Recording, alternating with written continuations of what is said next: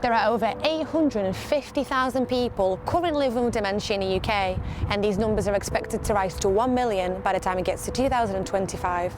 With these numbers drastically changing and rising, more and more families are put under distress and faced with looking after their loved ones. In this film, I will see how they cope with the care and what people do to help. Dementia is not a natural part of ageing. It is an umbrella term that describes a large group of symptoms that are caused by diseases that affect the brain. It causes permanent decline of a person's ability to think, reason and manage their own life. Dementia is very different in every person.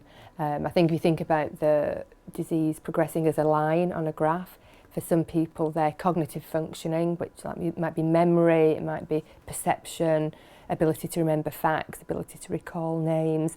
So it might start off quite high, and as the disease progresses it might just go down in a slow line of a graph.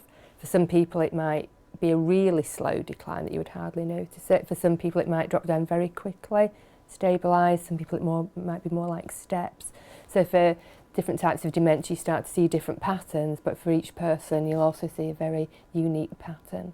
Dementia is a disease that not only affects those with the illness. Caring for a loved one with dementia poses many challenges for families and caregivers. Dementia can cause mood swings and even change a person's personality and behaviour. Some patients you see might be really aggressive patients with dementia, and then when the family come, all of a sudden they're really calm and really serene. But on the other side of that spectrum, sometimes you can have a really calm patient on the ward, and then when the family come it sort of triggers memories, even if the positive ones, and then it seems to them that they almost become more aware of their condition, and that might really affect them negatively in that moment. They might become really upset.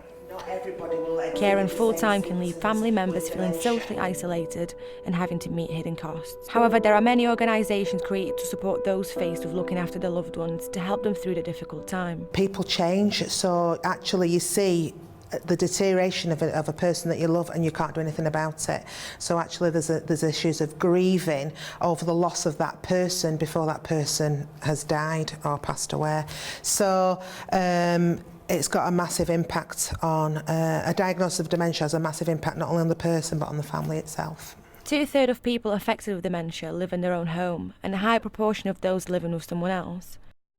And that somebody else may well have had no training on what dementia is, how to communicate, what the progress of dementia is like, and the health services that support the person with dementia and their family member will be giving as much support as they can, but it's still a massive aspect of life to come to terms with.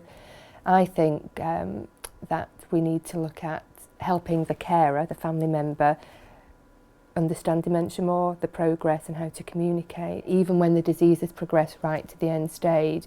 If your starting point is the person is still there, they've not changed, your starting point is very different for your communication with them. If you think they're a different person, you may start to disengage and make less effort, but if you remind yourself, your first thing, they're still there, they're still the same person, there might be layers of dementia making it more difficult to communicate, but if we know that the person is still there, we've got a more hopeful approach to our communication and time with them. In the second part of this series, I will speak to the family members of dementia patients and see how they deal with their experiences.